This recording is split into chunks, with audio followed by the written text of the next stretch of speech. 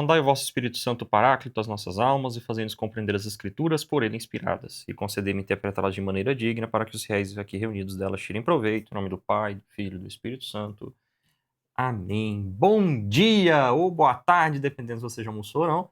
Sou Carlos Neve e este aqui é o Vox Fide, o nosso clube de leitura da Sagrada Escritura. E essa semana estamos aí num livro maravilhoso da Sagrada Escritura. Começamos os livros sapienciais, encerramos os livros históricos e estamos no primeiro dos livros sapienciais, que é a história de Jó, o livro de Jó. E no episódio passado, na semana passada, nós começamos vendo a história de Jó. A gente viu que ele tem aquela moldura da historinha da aposta de Deus e Satã, né? No qual o diabo diz que se Jó perder as coisas, ele vai blasfemar contra Deus, e aí Deus permite que o diabo retire tudo de Jó, inicialmente os bens materiais, mas depois até os próprios bens corporais, no sentido da saúde, né, dele. E aí começa-se a história propriamente dita, porque essas partes são feitas em prosa, elas não são versificadas, né? E aí a riqueza da história está nos grandes discursos em poesia, em versos que nós temos, né? E aí a gente inicia o ciclo dos discursos. O que são esses ciclos dos discursos? Vão ser 3 sequências de 3 discursos de 3 amigos que terão 3 respostas de Jó. Então, o que vai acontecer? Jó chega, né? Na verdade, Jó está lá, né? E ele recebe a visita de 3 amigos. Quem são esses amigos, né? Então, vamos relembrar aqui. Esses 3 amigos são Elifaz, Sofar e Baldade, certo? Esses são os 3 amigos. Na verdade, Baldade e Sofar, para a gente falar na ordem, né? Então, Elifaz, Baldade, Sofar. Esses 3 amigos falam, Jó responde. E aí, quando termina, ciclo de novo, entra de novo. Elifaz, Jó responde, Sofar, Jó responde, Baldade, Jó responde.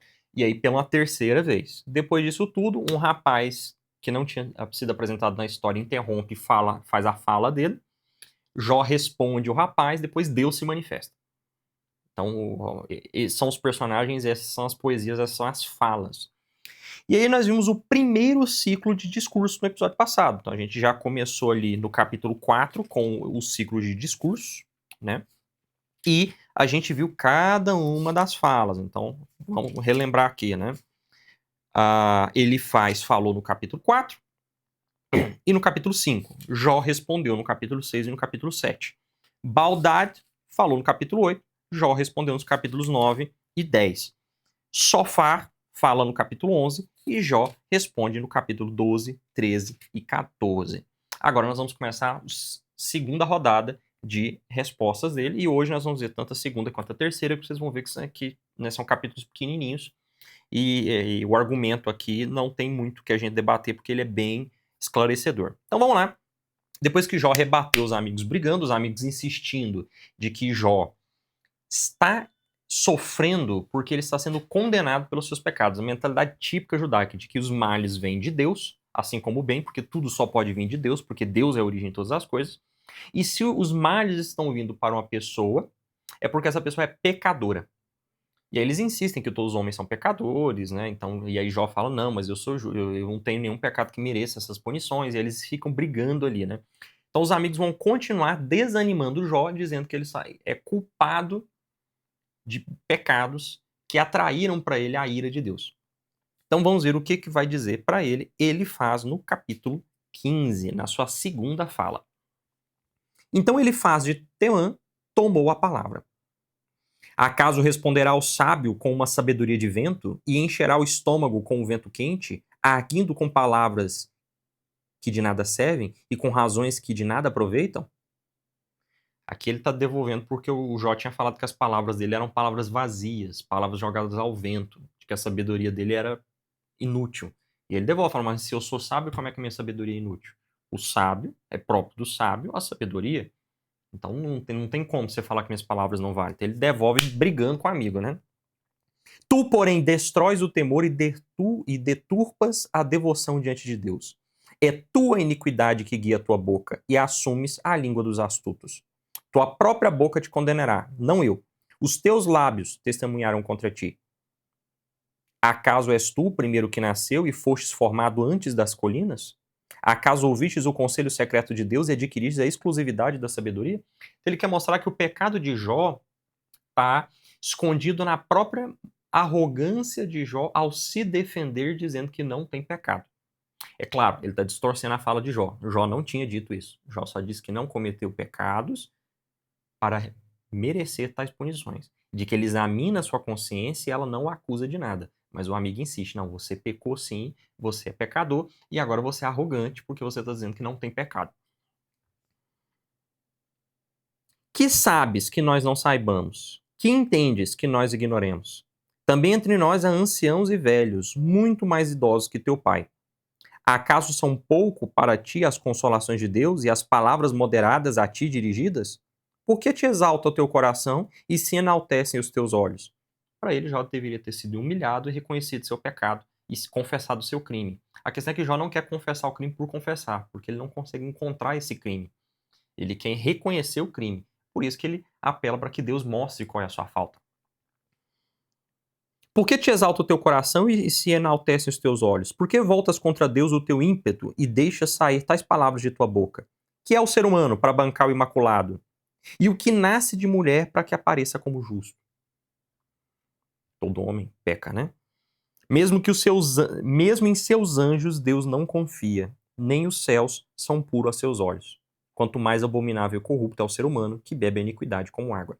Isso aqui vai gerar dor de cabeça em quem tiver a cabeça pequena tremenda, que é, como assim Deus não confia nos seus anjos? O que o autor está querendo dizer? Deus é muito bom, muito santo. O nível de bondade, de pureza, de justiça de Deus está tão acima de tudo, mas tão acima de tudo, que mesmo os anjos, que são extremamente bons e justos, são injustos perto de Deus. Não se comparam com Deus. Ah, quer dizer então que os anjos têm pecado? Não, pequeno padawan. A questão é, ele está fazendo uma hipérbole. Deus é tão justo que mesmo os anjos, em toda a sua justiça, não são justos como ele. É só uma linguagem poética para exaltar o tanto que Deus é justo. Ele só está sendo hiperbólico. Eu te mostrarei. Mesmo em seus anjos Deus não confia, nem os céus são puros a seus olhos, quanto mais abominável e corrupto é o ser humano que bebe a iniquidade como água. Eu te mostrarei, escuta-me, o que vi te contarei, aquilo que os sábios testemunham, o que seus pais não ocultaram. De fato, só a eles foi dada a terra, e nenhum estranho infiltrou-se entre eles. Em todos os dias de sua vida, o ímpio é atormentado, e o número dos anos é incerto para o tirano. O som do medo está sempre em seus ouvidos, como se mesmo na paz o devastador irrompesse contra ele. Não crê que se possa voltar das trevas, uma vez que está destinado à espada. Quando sair perguntando onde está o alimento, sabe que está preparado para ele o dia das trevas. A tribulação e a angústia lhe causarão terror, e o cercarão como a um rei pronto para a batalha. Ele estendeu contra Deus a sua mão, ousou desafiar o poderoso, correu contra ele com o pescoço erguido, empunhando o escudo reforçado, e gordura besunta o seu corpo, e de seus quadris pende a obesidade. Em cidades devastadas habitou, em casas desertas transformadas em ruínas. Mas não se enriquecerá, sua fortuna não vai durar, pois não aprofundará na terra a sua raiz. Ele não escapará das trevas, a chama queimará seus ramos e o vento arrancará sua flor. E não confie na negação, não confie na enganação, iludido pelo erro, pois a enganação vai ser a sua recompensa. Antes de se completarem seus dias, serão cortados e seu ramo não tornará a ficar verde. Aqui ele usa de uma poesia muito bonita, que é a ideia de que quando você corta uma árvore pelo tronco, o tronco renasce. E aí o que ele está querendo dizer aqui, né? Se as raízes foram preservadas. O que ele está querendo dizer aqui? É que não vai ter essa esperança para o ímpio. O que ele está dizendo? Todo aquele que comete o mal é punido. Não existe alguém que tenha cometido o mal que não seja castigado. Tudo tem volta. O karma sempre alcança. Essa é a ideia do amigo, que é exatamente o contrário que Jó já tinha exposto e ele vai deixar mais claro na fala dele. Muitas vezes as pessoas más se dão bem. E isso não é falta de justiça de Deus. Mas vamos deixar o amigo continuar falando aqui.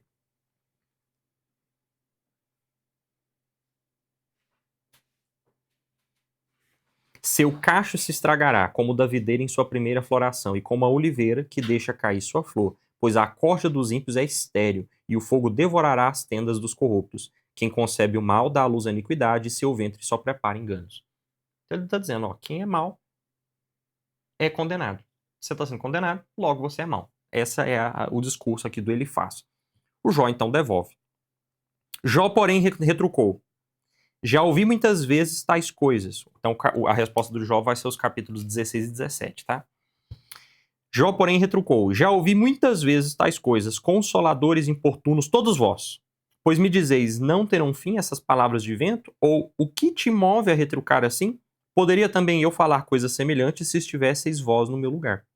Comporia discursos a vosso respeito e balançaria minha cabeça contra vós. Eu vos reconfortaria com a minha boca e não impediria o movimento de meus lábios. Se eu falo, minha dor não cessa. Se me calo, ela não se aparta de mim. Agora, porém, minha dor me esgota, ó Deus, pois acabastes com toda a minha família. Minhas rugas testemunham contra mim, e um mentiroso aparece à minha frente contradizendo-me. Aí o Jó vira e fala, pô, já não basta todo o sofrimento que eu tenho, você tá aqui me enchendo o saco. A sua ira me dilacerou, posicionou-se contra mim e me atacou rangindo os dentes. Meu inimigo aguça os olhos em minha direção. Abriram a boca contra mim e suas afrontas me esbofetearam, caindo em um bloco por cima de mim. Deus me encurralou junto do iníquo e me entregou às mãos dos ímpios. E eu, outrora tranquilo, fui esmagado de repente. Ele segurou-me pelo pescoço, enganou-me e transformou-me em seu alvo. Ele cercou-me com seus lanceiros, atravessou-me os rins sem compaixão, derramando por terra o meu fígado. Arrebentou-me, quebrando e demolindo, arremeteu contra mim como um gigante. E eu, sobre a minha pele, costurei o cilício e deixei cair até o chão a minha fronte. Sinal de penitência, dizendo que Deus foi lá e arrebentou com ele, humilhou ele, mas ele se colocou em posição penitencial. Ele se curva e ele costura na pele o cilício, ou dependendo do lugar, o cilício cozido, da tradução da Bíblia, né? Que é um tecido grosseiro, né? Feito para penitenciar. A gente viu alguns reis utilizando isso em momentos específicos na Sagrada Escritura, e muitos santos também utilizaram desse tecido grosseiro, né? Que causa desconforto na pele, como forma de penitência. Meu rosto está vermelho de tanto chorar e minhas pálpebras se escureceram, embora não haja maldade em minhas mãos e seja pura a minha oração. Ele defende do ataque do Elifaz, dizendo que ele não há pessoa má. Ó terra, não encubras o meu sangue, e não se esconda em ti o meu clamor. Olhai, no céu está minha testemunha, o meu fiador nas alturas. Meus pensamentos falam por mim. É para Deus que correm minhas lágrimas. Quem dera se julgasse entre o homem e Deus. E como se julga entre o ser humano e seu semelhante, pois os anos tão breves estão passando e eu sigo por um caminho sem volta. Aqui ele fala que Deus é o fiador dele. É um costume antigo, né, de que o advogado de uma determinada pessoa que está sendo condenada poderia pagar a libertação dessa pessoa. Só que a partir do momento que ele fizesse isso, com o pagamento da fiança, ele se tornaria responsável pelos feitos daquela pessoa. Jó confia que Deus é o seu fiador, que vai pagar a sua fiança e se tornar responsável pelas suas culpas. Porque, na mentalidade dele, as únicas culpas que ele tem, né, é o pecado humano, no sentido de se reconhecer inferior a Deus, mas ele não tem nenhuma culpa grave, porque ele procurou ser uma pessoa santa. Capítulo 17. Meu espírito está extenuado, os meus dias apagados, só me resta o sepulcro. Acaso não me rondeiam as zombarias e meus olhos não veem só amargura? Dá-me uma garantia a meu favor junto a ti, pois quem me estenderia a mão como fiador? Afastaste seus corações da retidão, por isso não serão exaltados. São como alguém que promete a presa aos companheiros, enquanto os olhos dos próprios filhos desfalecem. Ele me transformou em zombaria do povo, em alvo de escarros no rosto. Meus olhos se escureceram de mágoa e meus membros se reduziram a sombras. Os justos se espantarão disso, e o inocente se levantará contra o ímpio. Sim, o justo persevere no seu caminho, e aquele que tem as mãos puras redobre a coragem. Por isso, todos vós, voltai e vinde, nenhum sábio encontrei entre vós. Meus dias passaram, desvaneceram-se meus projetos e os desejos do meu coração. Eles me apresentam a noite como o dia, pois dizem, depois das trevas vem logo a luz. Afinal, o Sheol é minha casa, e nas trevas preparo a minha cama. Digo ao esterco, tu és meu pai, e aos vermes, minha mãe, e minha irmã? Onde está agora a minha esperança? E a minha constância, quem a considera? Tudo o que é meu descerá ao mais profundo do Sheol. Mas então, no pó haverá descanso para mim? Ele comenta de uma maneira extremamente triste, né, pessimista, né, dizendo que ele não aguenta mais. Porque agora ele tem que aguentar a zombaria dos amigos, né, e ele estende para Deus, pedindo para Deus ser o fiador, mas não tem a resposta de Deus, o consolo de Deus. Ele parece estar totalmente abandonado. Então só resta morrer. Só resta descer ao fundo da mansão dos mortos. E aí ele pergunta, será que mesmo lá será que pelo menos lá eu vou encontrar descanso? Ou mesmo lá eu vou continuar sofrendo? Então, assim, tá totalmente desolado. E aí, para continuar mal, entra no capítulo 18 o segundo amigo, Baldad, que vai insistir no fato de que Jó é a pessoa má que está sendo punida porque merece. Nesse momento, falou Baldad de Suás. Até quando lançareis palavras a esmo? Procurar entender e depois falaremos. Por que motivo somos equiparados a jumentos e nos tornamos imundos diante de ti? Mas tu, que em teu furor perdes o controle, porventura ficará deserta a terra por tua causa? E se removerão do seu lugar os rochedos? Pois a luz do ímpio se apagará, e a chama do seu fogo não brilhará. A luz se escurecerá na sua tenda, e a lâmpada acima dele se apagará. Seus passos vigorosos ficarão curtos, e a sua própria prudência o derrubará. Seus pés estão enleados numa rede, e é sobre armadilhas que ele anda. O laço prende seu calcanhar, e o alçapão se fecha em cima dele. Escondida no chão está a cilada, e a arapuca em seu caminho. De toda parte os terrores o amedrontam, e lhe imobilizam os pés. Sua robustez é enfraquecida pela fome, e a desgraça está alerta ao seu lado. Ela devora nacos da sua pele, e o primogênito da morte lhe consome os membros. O amigo, então, ele rebate, né, de que Jó, ele chega a ofender Jó, dizendo que Jó precisa pedir perdão pelos pecados. É aquele amigo que quer tanto defender Deus, dizendo, né, que Deus é justo, né, com medo de Jó blasfemar, o que Jó não faria, mesmo a esposa tendo incentivado ele a fazer, que ele tá aqui agora atacando Jó, em vez de ter dado o consolo, que é o que um amigo deveria fazer, que alguém temente a Deus, né, deveria fazer, ele tá acabando com o Jó mais ainda. E aí no que ele vai atacando, dizendo, né, que Jó não tá terrível, ele fala duas coisas muito pesadas, olha só. Ela devora a desgraça, devora nacos da sua pele. Jó tá com lepra. Jó tá sofrendo com um monte de pústulas e pondo sangue em feridas na pele. Ele foi lá onde tocou o dedo na ferida, literalmente. E o primogênito da morte lhe consome os membros. O primogênito da morte é uma expressão poética para se referir à doença. É o primeiro filho da morte, a doença, né? Então, e a doença lhe consome os membros. Ele mostrou a situação do Jó e tá fazendo piada em cima disso, né? De sua tenda é arrancada a confiança, e tu o arrastarás ao rei dos terrores. Tomarás lugar na tenda que já não é dele. Na sua morada se espalha um enxofre. Embaixo secam as suas raízes, em cima são cortados os seus ramos. A ideia de que a morada dele está cheia de enxofre, talvez a gente pense no inferno nesse sentido, não é, porque o enxofre ele era jogado em locais que estavam impuros, que estavam contaminados, infectados, para matar a doença ali, né? Então ele falar que a casa dele tá espalhada de enxofre, é que ele tá querendo dizer que ele tá totalmente contaminado, tá só a podridão, né? Embaixo secam suas raízes, em cima são cortados os seus ramos. Sua lembrança desapareceu da terra, e seu nome não será celebrado nas praças.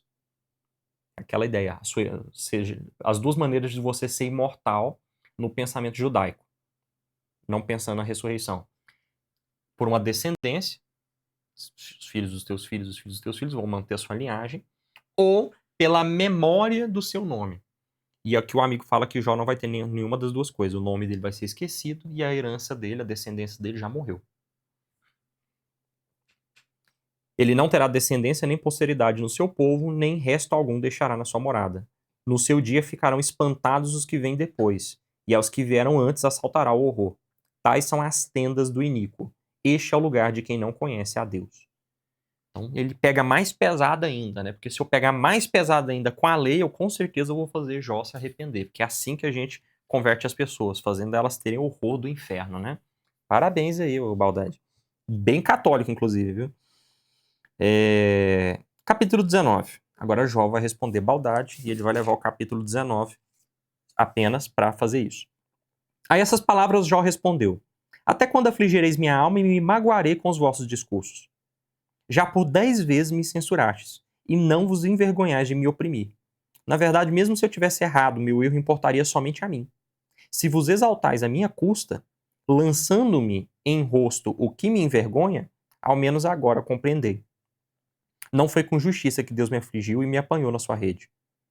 Embora eu clame, sofro violência, não sou ouvido. Levanto a voz e não há quem me defenda.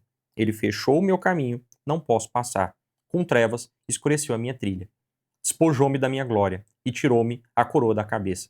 Demoliu tudo ao meu redor e estou morrendo, e arrancou, como a uma árvore, minha esperança. Acendeu sua ira contra mim, tratando-me como seu inimigo. Chegam em tropel seus esquadrões. Em minha direção abrem caminho e acampam em volta da minha tenda. Afastou de mim os meus irmãos e meus parentes, como estranhos me evitam. Abandonaram-me meus vizinhos, e os que me conheciam esqueceram-se de mim. Os que moravam em minha casa e até minhas servas consideraram-me um estranho. Aos seus olhos tornei-me um forasteiro. Chamei meu servo e não me respondeu, apesar de suplicar com a minha própria boca. Minha mulher enojou-se do meu hálito, e tornei-me asqueroso aos filhos de minhas entranhas. Até as crianças me desprezavam, insultando-me quando procurava levantar-me. Abominam-me os que outrora foram os meus conselheiros. Aquele a quem eu mais amava desviou-se de mim. A minha pele, consumidas as carnes, pegaram-se os ossos. Desapareceu a gengiva ao redor dos meus dentes. Piedade, piedade de mim. Ao menos vós, meus amigos, pois a mão de Deus me feriu.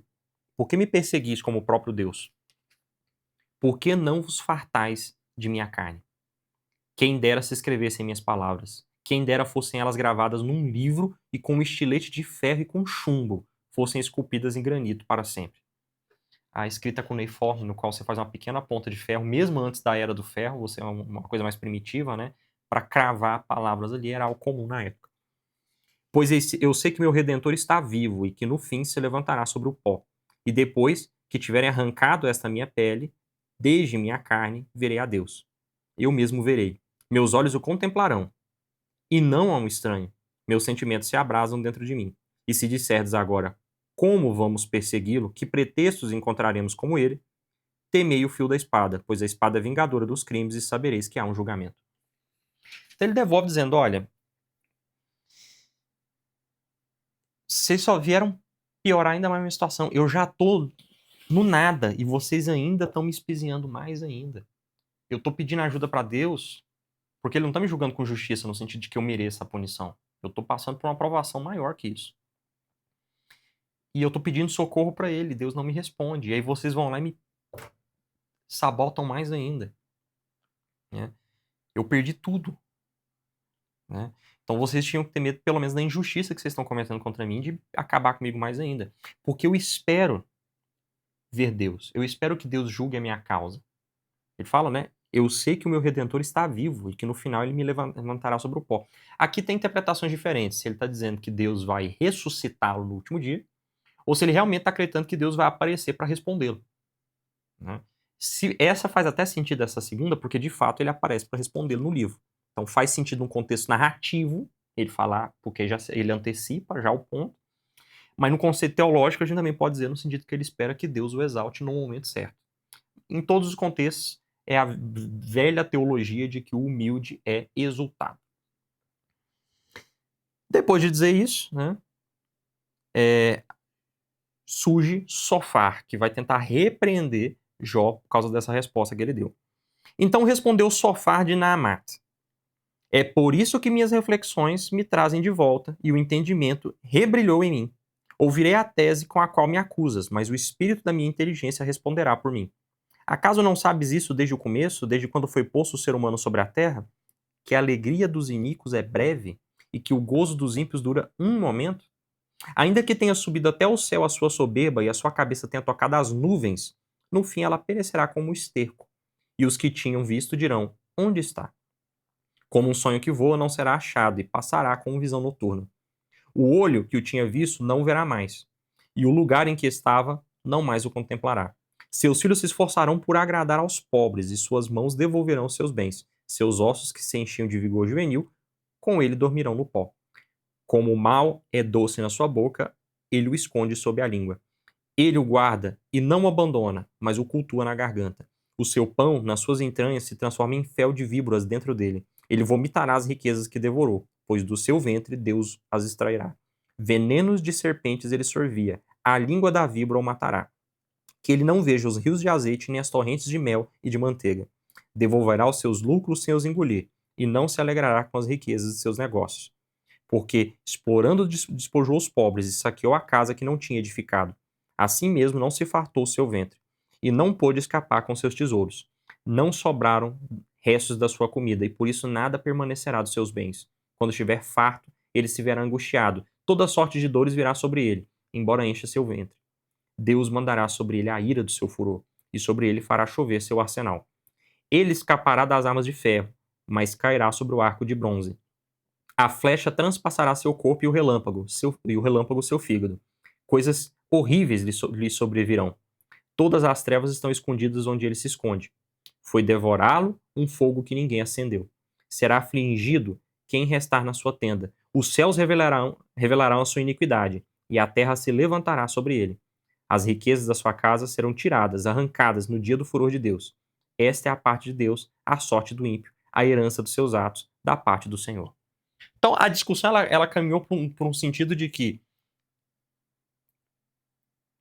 como funciona o bem e o mal no mundo?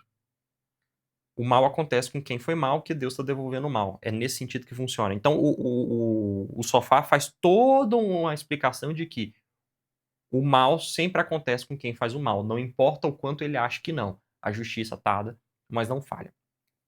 E aí o Jó vai devolver dizendo que não, tem gente que é má, filha da mãe, e a vida inteira não acontece nada com eles. Porque não é assim que funciona o juízo de Deus. E pelo menos é o que a experiência dele mostra. Ele já viu muita gente má se dando bem. E ele vai explicar isso nos capítulos 21 apenas. Jó então respondeu: ouvi por favor minhas palavras, e seja esse o consolo que me dais. Tolerai-me e falarei, depois de minhas palavras podereis rir. Acaso é contra um ser humano a minha disputa? Não terei por acaso razão de ficar impaciente? Atentai para mim e admirai-vos. Ponde o dedo sobre vossa boca. Também eu, quando me recordo, fico amedrontado e um calafrio agita meu corpo. Por que então os ímpios continuam a viver? Envelhecem e têm o reconforto das riquezas. Sua descendência permanece diante deles, sua posteridade frente a seus olhos. Suas casas estão seguras e em paz, e a vara de Deus não está sobre eles. Seus touros geram e não falham em fecundar. Suas vacas procriam e não perdem seus bezerros. Como um rebanho, seus filhos saem de casa. Suas crianças brincam saltando, tocam o pandeiro e a cítara e alegram-se ao som da flauta. Passam na prosperidade os seus dias e de repente descem ao mundo dos mortos. São estes os que disseram a Deus: afasta-te de nós, não queremos os conhecimentos dos teus caminhos. Quem é o poderoso para que sirvamos e que nos adiantaria fazer-lhe orações? Embora estejam com seus bens em mãos, o projeto dos ímpios fique longe de mim. Entretanto, quantas vezes se apaga a lâmpada dos ímpios e a desgraça irrompe sobre eles? E Deus, na sua ira, os cumula de dores. Disse: eles serão como palha ao vento, e como cisco que o redemoinho espalha. Reservará Deus para os filhos a iniquidade do ímpio? Que a retribua ao próprio ímpio para ele aprender. Então seus olhos veriam sua própria morte. E do furor do poderoso, ele beberia. Então o que ele está querendo dizer aqui? Quantos ricos vão até o fim da vida e não acontece nada com eles? E aí vocês, para tentar justificar esse pensamento, falam assim, não, mas é a próxima geração que vai pagar. Que era uma mentalidade antiga que, durante a própria Bíblia, foi rebatida várias vezes, né? De que Deus não vai descontar o pecado de maneira geracional, o pecado do pai no filho, né?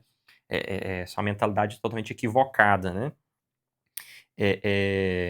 E aí ele vira e fala, não é isso que vai acontecer, porque o cara viveu direitinho, aprontou todas e morreu tranquilo. Aí você vai falar assim pra mim, não, mas é porque Deus ainda vai descontar nos filhos dele? Não, desconta nele. Mas e aí? Você tinha falado que todo ímpio paga? Como é que fica essa discussão? E ele continua. Pois que lhe importa a sua casa depois dele, depois que tiver sido cortado o número de seus meses? Acaso ensinará alguém a Deus o conhecimento, a ele que julga os que estão nas alturas? Este morre com saúde e robusto, rico e feliz. Suas entranhas estão cobertas de gordura e seus ossos estão cheios de tutano. Aquele, ao contrário, morre na amargura de sua alma, sem quaisquer recursos. Contudo, ambos dormirão juntos no pó, e os vermes os cobrirão. Por certo, conheço vossos pensamentos e vossas sentenças iníquas contra mim. Pois dizeis: onde está a casa do príncipe, e onde as tendas dos ímpios? Acaso não interrogastes a qualquer dos viajantes e não acreditastes no que dizem? Que no dia do desastre o mal é preservado e no dia do furor ele escapa?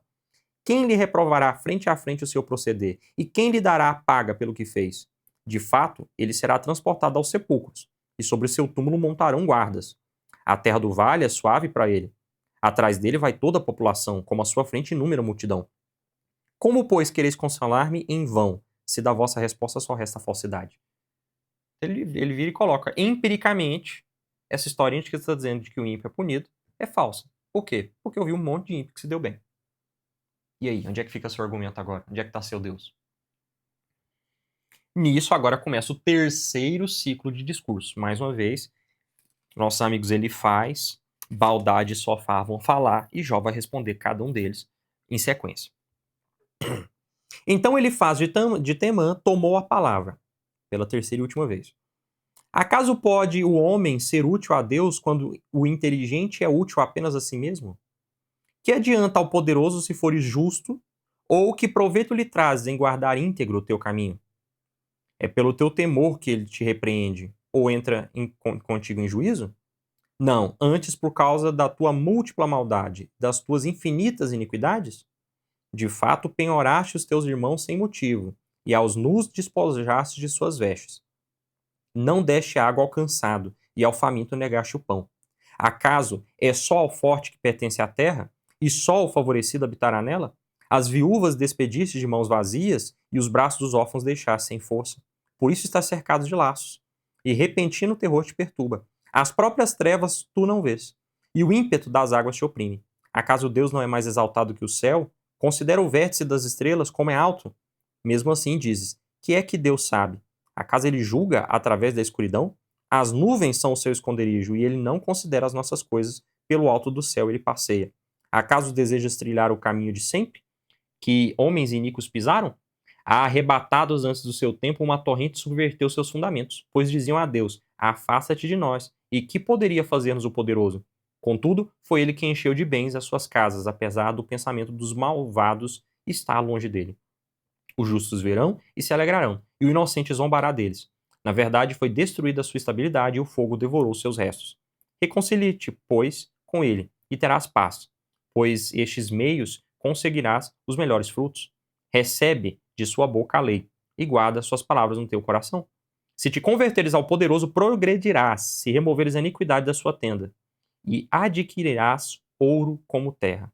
E como a areia da torrente de Ofir, aqui Ofir, né, é uma região da Arábia que se acredita que tem o ouro mais puro e refinado que tem. Então, constantemente na Bíblia se fala de Ofir para falar do ouro mais puro, né? Então, você vai ter como se fosse a areia da torrente de Ofir. E o poderoso será o teu ouro, e a prata se amontoará para ti. Então nadarás em delícias no poderoso, e elevarás a Deus o seu rosto, suplicante que lhe rogarás, e ele te ouvirá. E pagarás as tuas promessas. Farás um projeto, e se realizará, e nos teus caminhos brilhará a luz. Pois ele humilha quem fala coisas soberbas, mas quem for humilde será salvo. Ele liberta o inocente, que será salvo pela pureza de suas mãos. Que é muito legal, porque tem muita gente que pega a história de Jó para transformar num argumento calvinista, né? Ah, porque Jó era servo de Deus, por isso Deus deu seus bens 3 vezes mais e ele ficou rico. Porque é assim que Deus trata todos os seus servos. Então, se você não fez seu milhão, é porque você não está santificando o seu trabalho. Porque, na verdade, todo mundo que for de Deus está rachando o bico de ganhar dinheiro. E aqui ele comenta nesse sentido. Ele, olha, você tá pobre porque você não é de Deus. Porque se você fosse de Deus, Deus viria e te daria muito ouro. Você estaria muito rico. Mas sabe por que você não é de Deus? Porque você não segue a lei. E como você não segue a lei? E aí ele colocou aqui no começo do capítulo. Você não fez caridade. Você não ajudou o pobre, não ajudou a viúva. Você não cuidou de quem estava passando fome. E é por isso que Deus está te punindo. Eles estão procurando algum motivo, né? Para explicar a questão de Jó e deixar Deus inocente, podemos assim dizer. E aí Jó vai rebater agora a acusação de Elifaz de que ele não fez justiça, nos capítulos 23 e 24. Replicando, porém, Jó falou: também hoje minha queixa é amarga, e a mão de Deus torna pesado o meu gemido. Quem me dera eu soubesse onde encontrá-lo e pudesse aproximar-me do seu trono. Exporia ante ele a minha causa e encheria a minha boca de acusações, para saber com que palavras me responderia e entender o que ele teria a me dizer. Acaso discutiria comigo com prepotência? Não, ele só teria de me escutar. Então, um justo debateria com ele. Eu escaparia para sempre do meu juiz. Se eu vou para o Oriente, ele não aparece. Se para o Ocidente, não o percebo. Se continuo para a esquerda, não o alcanço. Se me volto à direita, não o vejo. Ele, porém, conhece o meu caminho, e se me puser à prova, sairei como ouro. Meus pés seguiram suas pegadas. Guardei o seu caminho, e dele não me desviei. Dos mandamentos de seus lábios eu nunca me afastei, e do meu íntimo guardei as palavras da sua boca. O Jó, que ele tá tão macho, que ele virou e falou: quem dera eu pudesse encontrar com Deus para debater com ele. Eu queria ver do que ele ia me acusar. Porque eu tenho certeza que não tem o que colocar. A questão é, estou procurando Deus e eu só escuto o silêncio de Deus. O deserto, a aridez da alma.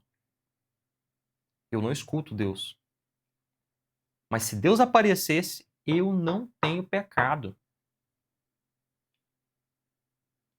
E é um nível de confiança que eu só tinha visto na Bíblia São Pedro fazer algo parecido. Né? Senhor, tu sabes tudo, tu sabes que eu te amo. Você que é Deus e sabe de todas as coisas, puxa aí na sua onisciência o tanto que eu te amo. O Jó fez nesse sentido aqui, pá, bruto, né?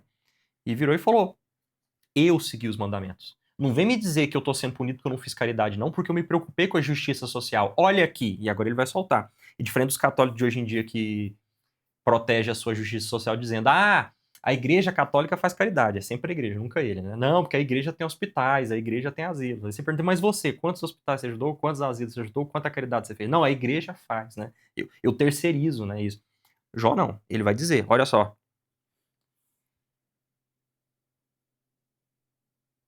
Dos mandamentos de seus lábios eu nunca me afastei, e do meu íntimo guardei as palavras da sua boca, pois ele é único, quem poderá repeli-lo? O que for de seu desejo ele fará. Quando tiver cumprida em mim sua decisão, muitas outras coisas semelhantes estarão a seu dispor. Por isso me perturbo por comparecer perante sua face, e olhando para ele eu sou agitado pelo temor. O próprio Deus enfraqueceu meu coração, o poderoso me aterrorizou, pois não desfaleci por causa das trevas que ameaçam, nem porque a escuridão tem encoberto meu rosto. Uma vez que os tempos não estão escondidos ao poderoso, por que seus íntimos não conhecem os seus dias? Alguns deslocam os marcos dos limites, roubam os rebanhos e os levam a pastar. Apropriam-se dos jumentos dos órfãos e penhoram o boi que pertencia à viúva. Dificultam a vida dos pobres, enquanto os humildes da terra são obrigados a se esconder. Ele comenta alguns pecados, que a pessoa que, por meio de alguma negociação, toma a propriedade de rebanho do pobre, né? Ou a pessoa que vai lá e muda o marco da terra para aumentar o território dele. Tudo isso profundamente condenado na lei de Moisés, né? E aí ele vai citando esses casos. Outros, como asnos selvagens no deserto, saem para o seu trabalho. Madrugam em busca de presa, na terra árida à cata do pão para os filhos. Ceifam o campo, mas não para si, e vindiam a vinha do pecador. Passam a noite nus, sem terem o que vestir, e não dispõem de coberta para o frio. Encharcados com a chuva das montanhas e sem abrigo, penetram as fendas dos rochedos. Aqueles arrancam o órfão do peito materno e penhoram as coisas do pobre. E estes passam a andar nus, sem roupa, enquanto famintos carregam as espigas. No terreno dos donos, espremem o azeite, mas depois de calcar os lagares, eles mesmos passam sede. Ele conta aqui do pobre, né? No sentido de que o pobre se esforça, o pobre vai lá pegar e não tem mais nada porque já foram lá e pegaram tudo antes dele. De que o pobre vai lá e trabalha para fazer o azeite, mas o azeite vai ficar com o rico. E aí, o pobre pecou? Por que o pobre está pobre? Né? Ele coloca esses pontos aqui. Desde as cidades os moribundos gemem, a alma dos feridos clama, mas Deus não dá ouvido à sua oração. Eles foram rebeldes à luz e ignoraram seus caminhos, e não permaneceram nas suas veredas. De madrugada, levanta-se o assassino, mata o indigente e o pobre, e à noite atua como ladrão. O olho do adúltero observa a escuridão e diz: ninguém me vê, e cobre o rosto. E invade nas trevas as casas, pois de dia se escondem e não conhecem a luz. Se de repente aparecer a aurora, pensam que é a sombra da morte, pois estão habituados aos seus terrores. Ele flutua na superfície das águas, é maldita a sua sorte na terra, e não há quem se dirija às suas vinhas. Como a seca e o calor desfazem as águas da neve, assim o mundo dos mortos engole os que pecaram. Só que ele comenta no sentido assim, de que existe o mundo da luz e o mundo das trevas, e no mundo das trevas os filhos das trevas estão bem à vontade. Né? O assassino atua à noite, o ladrão faz isso de madrugada, né? Só que de repente quando vem o sol desfaz com eles, né? Então a luz vem e prevalece. É isso que ele está querendo dizer. Que o seio de sua mãe se esqueça dele, os vermes se tornem a sua guloseima. Não esteja mais na memória, mas se quebre como galho seco a iniquidade.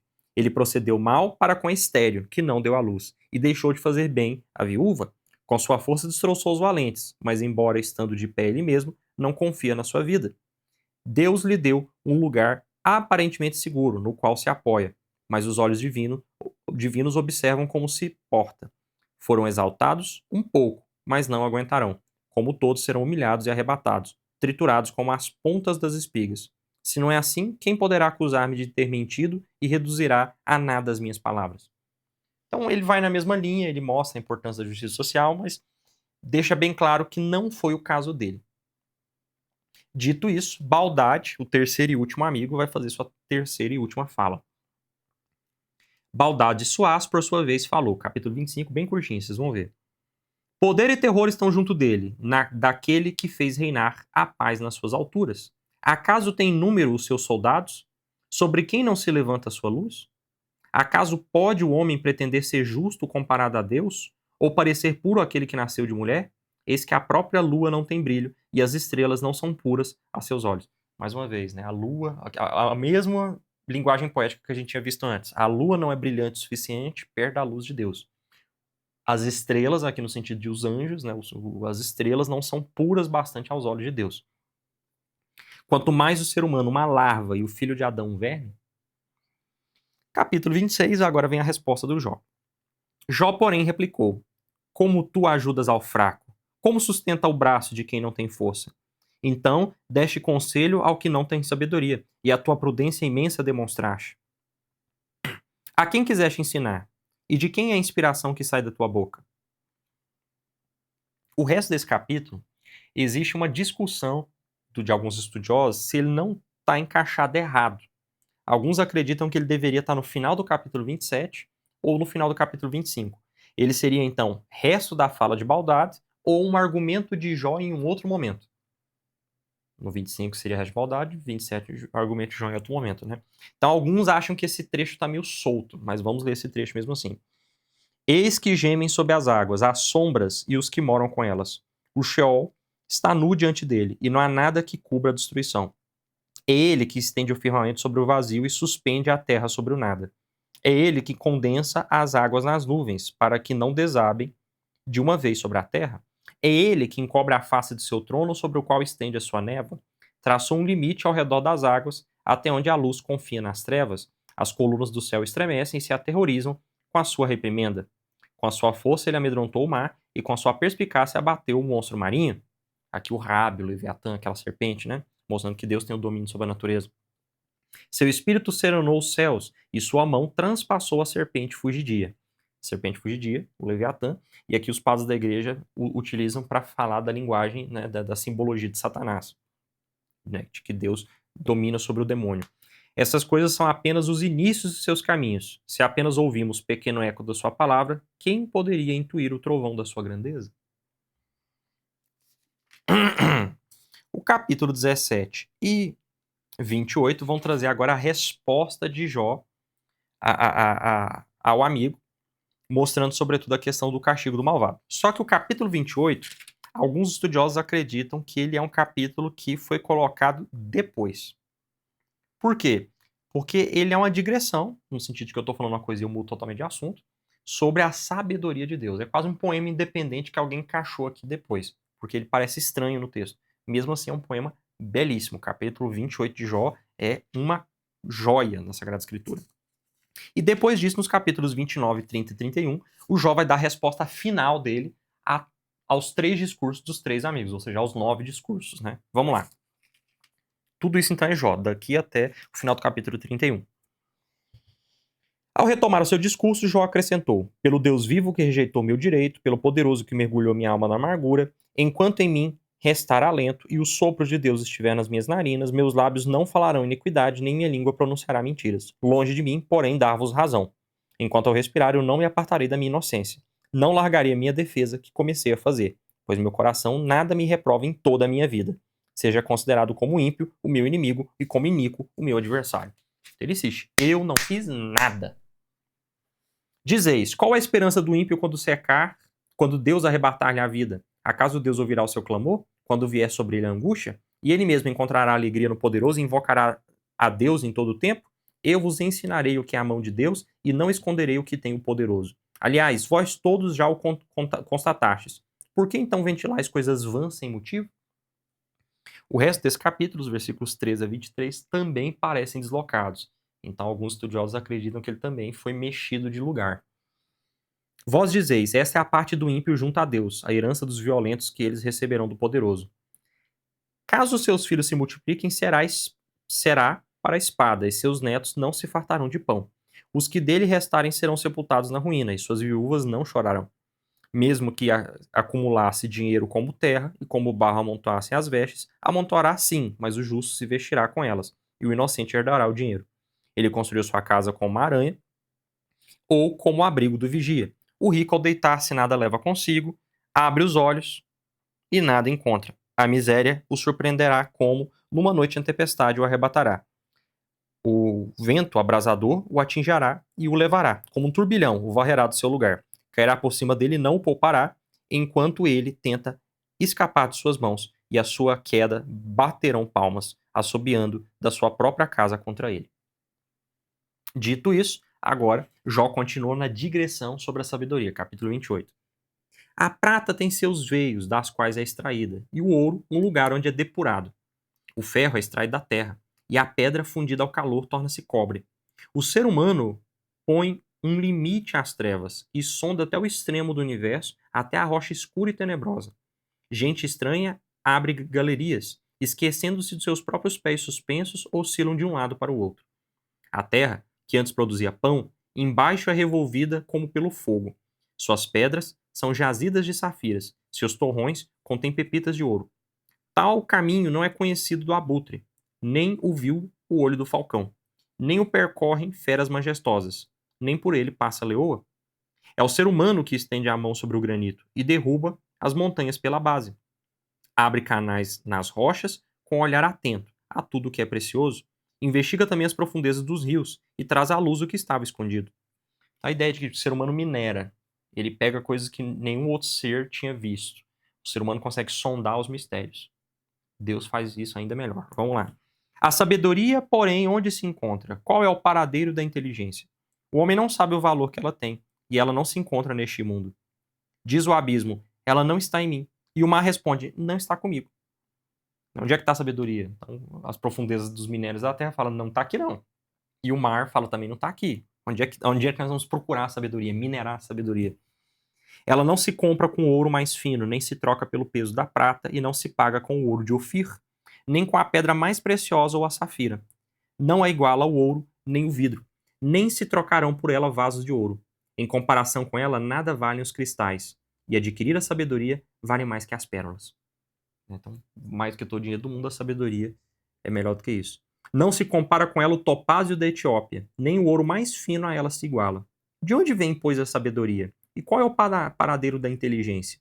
Ela está oculta aos olhos de todos os mortais. E mesmo as aves do céu, ela se esconde. Ó destruição, o destruição e a morte declaram.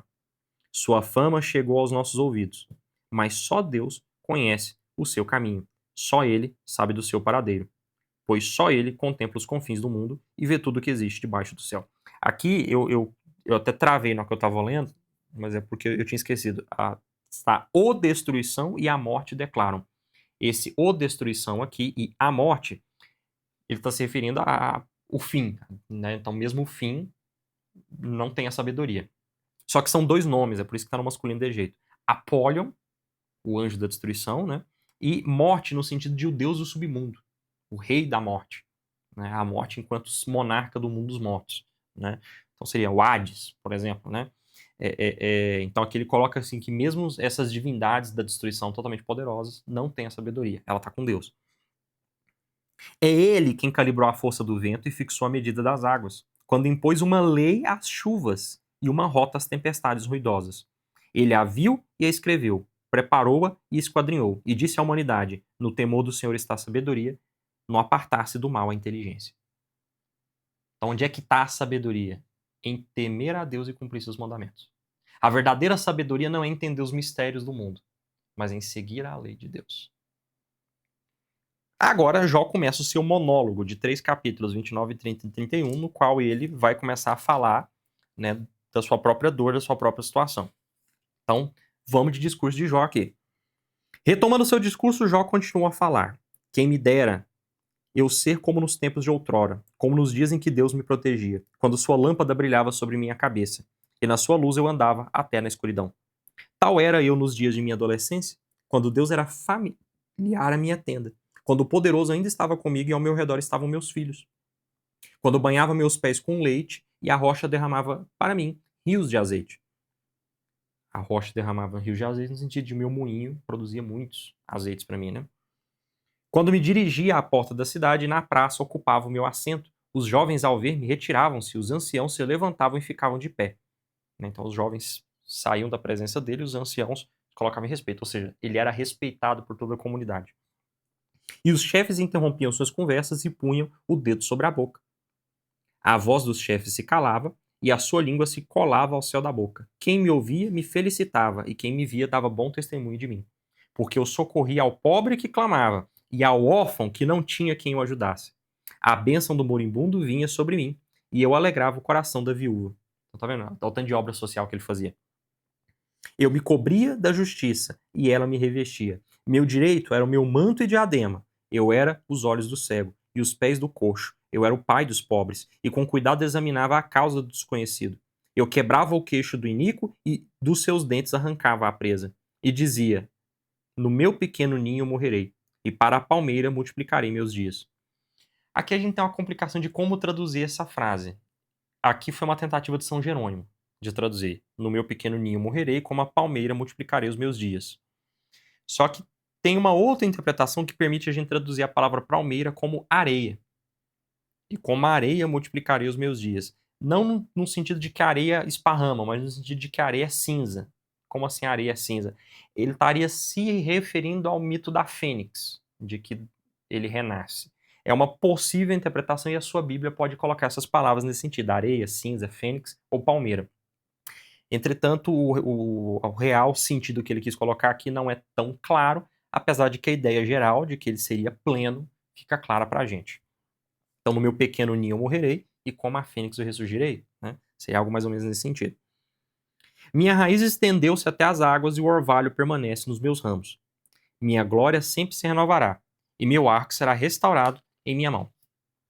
Os que me ouviam sentiam-se lisonjeados e calavam-se atentos ao meu conselho. Não ousavam acrescentar coisa alguma às minhas palavras, e sobre eles, gota a gota, caiu meu discurso.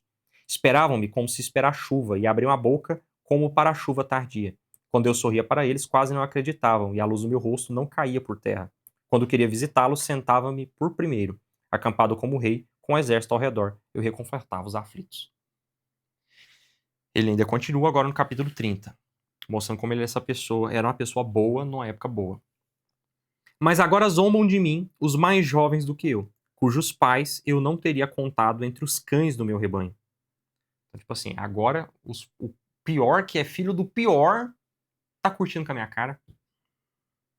Sua força de trabalho não tinha valor algum para mim, e sua força juvenil parece perecer inteiramente.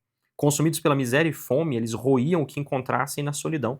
No período noturno tornavam-se um turbilhão devastador, mastigavam ervas e brotos das árvores, e as raízes do mato eram seu alimento. Um curso muito antigo dos miseráveis da época, comerem pequenas ervas que nasciam, que não eram próprias para o consumo, mas comiam essas ervas que brotavam a cada manhã ali para sobreviver, né? Eram expulsos do convívio humano e gritava-se contra eles como se fossem ladrões. Habitavam às margens da torrente, nas cavernas da terra e nos rochedos, e bramiam entre os arbustos. Amontoavam-se sobre os espinheiros, filhos de insensatos e de infames, totalmente escorraçados na terra. Agora, porém, tornei-me sua canção de desprezo, motivo de piada para eles. Então, assim, essa gentinha, que é a pior possível, me desprezava. Me despreza agora. Abominam-me e fogem para longe de mim, e não receiam cuspir-me no rosto, pois Deus abriu a sua aljava, e me afligiu, e pôs um freio em minha boca. Então, né, Deus começou a me disparar flechas, né? À minha direita levanta-se uma corja, fazem tropeçar meus pés, e aplanam as veredas da minha ruína. Embaralharam meus caminhos, contra mim armaram ciladas e prevaleceram, e não houve quem me trouxesse ajuda. Como por uma brecha na muralha, irromperam contra mim, revolvendo-me sob os escombros. Eles se voltam, metendo medo em mim, e como o vento, varrem minha honra. Minha salvação passou como uma nuvem. Agora no meu íntimo derrama-se a minha alma, e os dias da aflição apoderam-se de mim. De noite meus ossos são transpassados de dores. Os males que me devoram não dormem. Com toda a sua força agarram-me às vestes, e como pela gola da túnica me prendem. Arremessam-me ao lodo, e me confundo com a poeira e a cinza. Clamo por ti, e não me atendes. Insisto, e nem olhas para mim. Tu te transformaste em meu carrasco, e me atacas com a brutalidade da tua mão. Tu me levantas e me fazes cavalgar o vento, para me dissolveres na tempestade. Bem sei que me entregarás à morte, onde se encontra a casa destinada a todo mortal. Contudo, não é para a ruína que ele estende a mão, e mesmo na queda por ele provocada a salvação. Acaso eu não chorava outrora por aquele que estava aflito? E minha alma não se compadecia do pobre? Esperava coisas boas e vieram-me males. Aguardava a luz e irromperam-me as trevas. Sem descanso minhas entranhas se abrasaram. Surpreenderam-me os dias da aflição. Com o rosto sombrio eu caminhava sem consolo, levantando-me do meio da multidão eu gritava. Eu era como o irmão dos chacais e companheiro dos avestruzes. A pele escureceu-se sobre mim, e meus ossos ressecaram-se pela febre. Minha cítara aprendeu a chorar, e minha flauta a ser a voz dos que lamentam. Ele comenta, né? Nossa, agora que eu tô sofrendo dor sozinho, mas quando os outros estavam em dor, eu tava com eles. Eu tava ali do lado dos chacais, ou seja, esses cães que vagam o deserto. Do avestruz, que é o sinônimo do animal mais bizarro que a Bíblia tem. Né? Então eles utilizam nesse sentido o avestruz. Eles têm um fascínio por avestruz, né? De que é um bicho super bizarrão. O próprio nome avestruz vem de ave strutio, ou seja, ave esquisita, né? Mas enfim. Aqui é bonito a gente ver nesse capítulo como a maneira que ele descreve o sofrimento do justo lembra um pouco Jesus Cristo. Que alguns salmos vão deixar mais claro ainda, né? O meu Deus, por que me abandonastes, né? Armam ciladas nos meus pés, dividem em sorte minha túnica. Posso contar todos os meus ossos, né? Parece bastante aqui, tem bem essa teologia do justo sofredor, de tal maneira que muitos padres da igreja conseguiram ver, né, aqui um reflexo do Cristo que sofre. Afinal, Cristo é a única vítima, né? O resto merece o que está passando. Vamos terminar o protesto de inocência dele aqui, dizendo que ele não merece o que ele está passando, né? E com razão, dentro da história aqui, dado que ele é um personagem, né? No capítulo 31. Eu havia feito um pacto com os meus olhos, de nem sequer pensar numa virgem. Entretanto, qual a minha parte junto a Deus lá em cima? E qual a minha herança junto ao poderoso nas alturas? Nem pensar numa virgem, ou seja, eu não cobiçava uma mulher que não era minha, nem em pensamento. Acaso a desgraça não é para o iníquo e a perda dos bens para os que praticam a injustiça? Será que ele não vê os meus caminhos e não conta todos os meus passos? Se caminhei na falsidade, se meu pé se apressou para a fraude, que Deus me pese numa balança exata e reconhecerá a minha integridade. Se meus passos se desviaram do caminho e meu coração seguiu meus olhos, se alguma nódoa se apegou às minhas mãos, que outro coma o que semeei e minha descendência seja arrancada. Se meu coração se deixou seduzir por uma mulher, se fiquei à espreita à porta do vizinho, que minha mulher gire a mó para o outro e que outros se deitam sobre ela. Então, se eu fiz alguma porcaria, nossa, eu quero que venha alguém e pegue a minha mulher. Mas eu tenho certeza que eu fiz tudo certinho. Pois aquilo teria sido uma infâmia, um crime digno de julgamento, um fogo que consome até a destruição, desarraigando todos os meus bens. Se recusei submeter-me a juízo, com meu servo e minha serva, quando reclamavam contra mim, que farei quando Deus se levantar para o julgamento? E que vou responder-lhe quando me interrogar? Quem me formou no ventre materno, também não formou meu servo? A ideia aqui de que eu tratei os meus servos com justiça porque patrões e servos são iguais. Ele tem muita noção social, né? Ele nos formou a ambos nas entranhas. Se neguei aos pobres o que eles queriam e fiz desfalecer os olhos da viúva, Se comi minha fatia de pão sozinho, sem reparti-la com o órfão, pois Deus, desde minha infância, me elevou e desde o ventre da minha mãe me guiou. Se desprezei a quem definhava por não ter roupa, a um pobre sem cobertor. Se não me agradeceram os seus ombros, por serem aquecidos com a lã de minhas ovelhas, se levantei a mão contra o órfão, ao ver que eu tinha apoio no tribunal, então que o meu ombro se desloque da clavícula e meu braço se desconjunte. Sim, porque o castigo de Deus seria o terror para mim. E eu nada poderia fazer diante da sua grandeza. Aqui ele está criando uma série de automaldições, usando uma partícula em hebraico que é o inna, que aqui para a gente vira o si. Né? Mas no sentido assim, de que é porque tem uma coisa subentendida. Em português a gente traduz só com si, mas o que ele quer dizer é: Deus sabe que se eu fiz tal coisa, então eu deveria receber tal coisa. Ele está prorrompendo uma série de maldições se ele tiver agido mal. Porque ele tem certeza de que ele não agiu mal. Então ele acaba fazendo aqui uma confissão de todas as virtudes dele. Então vamos lá. Se pensei que o ouro era minha segurança, e disse ao metal precioso: és minha confiança, se me deliciei com minhas grandes riquezas, e porque minhas mãos alcançaram muitas coisas, se olhei em adoração para o sol resplandecente ou para a lua que caminha na sua claridade, o sol é a luz, os ídolos louvados ali na região, né? Se meu coração me seduziu secretamente e mandei beijos com a minha mão, tudo isso seria uma iniquidade digna de julgamento.